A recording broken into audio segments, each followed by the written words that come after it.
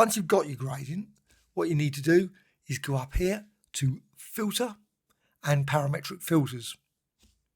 You get all these filters here. I'm just going to select Distortion, so click that, and you get this very unusual effect. Well, I don't want this effect. What I want is to reduce this down to 0, and also this to 0.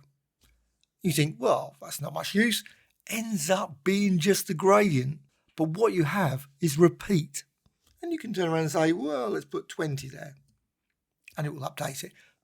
What it does, it generates now that gradient, but now 20 times across your image.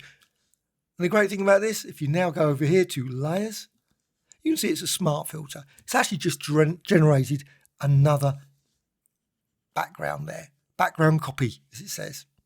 Well, what you can do is you can modify this at any time, but also you can apply live effects.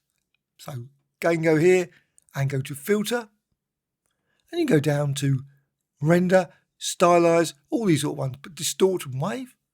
And there you can see you get this lovely wavy effect. Number of generators, 1. That's my general default. Unfortunately, the 5 is the default normally.